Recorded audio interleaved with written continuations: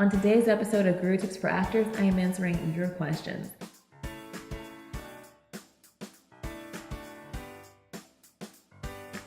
Today I have 3 amazing questions from Guru Tips viewers, so thank you so much for writing in your questions. If you're watching this and thinking, wait, I have a question that I'd love for Adria to answer, make sure to email it to me at questions@workshopguru.com and I'll answer it on a future episode. So the first question is from Alan, who writes, I have an agent who doesn't really get me out theatrically. How did you make the crossover? You know, Alan, that's a really good question. The first thing I want to highlight is that a lot of agents who do rep actors across the board tend to seem to focus on the commercial side, and it kind of makes sense, right? Think about actors who are kind of working at your level, who are trying to get their first TV credits. Is an agent going to make more money on a commercial or a starting co-star role on TV? Definitely the commercial, right? So a lot of their energy and effort goes into commercials. So completely expected, right? Can't really be mad at them for that. So my advice to you would be to build relationships that will help you launch your TV career on your own. And the way that I did that was through casting director workshops. For me, they were a great way to learn audition skills, become more comfortable with casting directors in general, just realize that they're people too, learn about how specific offices worked, and then of course also build relationships.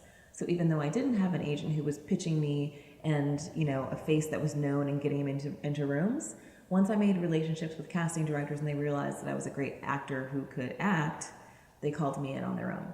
They actually called my agent and told me they went and told them that they wanted to bring me in. So that would be my advice to you and a good place to start. And I hope that helps, Alan. Good luck. Now, our second question is from Bill, and he writes, are you ever afraid of being dubbed a workshop actor? I had a meeting with a manager who said that I needed to be careful of that. So this is a really interesting one. Obviously, you're asking Workshop Guru if you should be afraid of being a workshop actor.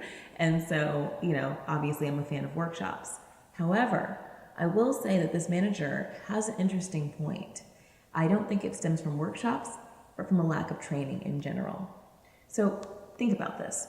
There are some actors who are really only getting their training in workshop settings. And in my opinion, workshops are great for learning more about audition technique, becoming familiar with casting directors, all the things I just told Alan they're great for, right? However, if you really want in-depth training that's really gonna take your acting to like the Academy Award winning level, I really do believe that you need to be training elsewhere as well. I, for example, attend an intensive ongoing scene study class every week, and I have the chance to work on plays, I work on longer, meatier scenes, and really just have that artistic community ongoing, because as actors, we need other people to rehearse our craft, right? We can't just sit in front of a piano for 2 hours a day and practice like a professional musician would, right? So I think that that manager's concern stemmed from that feeling that a lot of actors only do workshops, they get at the level where they can absolutely do a one-line role, but the depth of their acting craft isn't much beyond that. So if a casting director meets you and thinks you're great, professional, and sees that you can do a co-star, they may call you in for a co-star audition, but they'll never call you in for anything beyond that, right? So you don't want to be that kind of workshop actor who doesn't have the depth. However, you do want to be a workshop actor who has relationships with casting directors. And you find an agent or manager who tells me or who tells you that they don't want you to build relationships on your own, and I'll tell you that that's probably not a very good rep. So that would be my advice to you, Bill. I hope that makes sense, and good luck with the manager. My third question is from Becky. Becky says, I have kind of a long question. It's all right, Becky. I've been meeting a lot of director or producers who openly express that they're interested in working with me, and they've sent me scripts and talked in depth about certain characters with me. I've been offered lead roles from them, then a few weeks later, I'll get an email or a phone call saying, we're going with someone else. Would you still like to work on this project? We have a character who has 2 lines you could do. It's been happening a lot. I get built up and spend hours going through each project with these people, and every time it seems to end up like this. Is that normal? Is there something I could be doing wrong that I'm missing? Thank you for your help, Becky. So thank you so much for this. This is a really great question. And first, I just want to acknowledge you for building relationships with directors and producers who love you so much that they think of you for projects. You are absolutely doing everything right in that regard, right? So first of all, this is a great problem to have This is what we call a champagne problem. And so I just really want to acknowledge you for doing that work and for nurturing those relationships and obviously being an amazing person to be around because people want to work with you. So that's good. Now, we do have two problems here, right? The first problem is that you are losing out on these roles to somebody else, right? And the second problem is that you're spending all this time and then not getting the role. So let's talk about problem number one first, that you're not getting these roles. So there could be two reasons for this. One is in your control and one is not.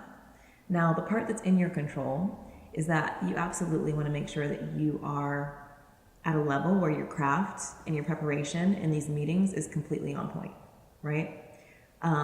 We don't want you to be losing out on roles because the director or producer finds an actor who might be better suited or better prepared for the role, right? So that's one thing. The second thing, though, is completely out of your control. The director or producer may have to go with someone who has a bigger name. They might have to go with someone who has a relationship with the writer. You know, who knows? There are any number of reasons that we may lose out on roles. And as actors, we just kind of have to accept that. Now let's talk about problem number two, that you're spending a lot of time and then losing out on these roles. Because that kind of sucks for sure, right? My advice to you would be that the next time this happens and you're offered a role, say, great, I'm so excited about working with you, Mr. Director. I want to just clarify, is this a formal offer of the role? Because if so, I'd love to get my agent involved or I'd love to get the contract and just kind of move forward officially in that regard. Now be prepared to get the answer that it's not an official offer, okay? I'll be honest with you, a lot of directors and producers go through an extended kind of audition process as they're working with actors, and they might be working with you and maybe a couple of other actresses to find out who's best for the role. It's just kind of part of their vetting process. They may not be working with a casting director, they might have just called in people they know, but they still want to make sure they're finding the person who's right for the role, right? And so be prepared to get the answer that, no, actually we're not quite sure yet. We're looking at a couple of other people, but you're among the top. And we just want to kind of go through some stuff with you and see how it's working. Or they might say, we want to see how your chemistry is with the other lead in the project or whatever, right? So as actors, we need to be prepared to accept that as well. Now, once you do get that answer though, you can decide whether it's worth it to you to spend that potential time that might not result in a role, or whether you just want to say, you know what, I'm really busy right now. Thank you so much for the opportunity, and I hope you'll keep thinking of me, but I'm going to go ahead and pass because I really would need to have some assurances that I was going to have an offer, okay? So thank you so much for asking that, Becky.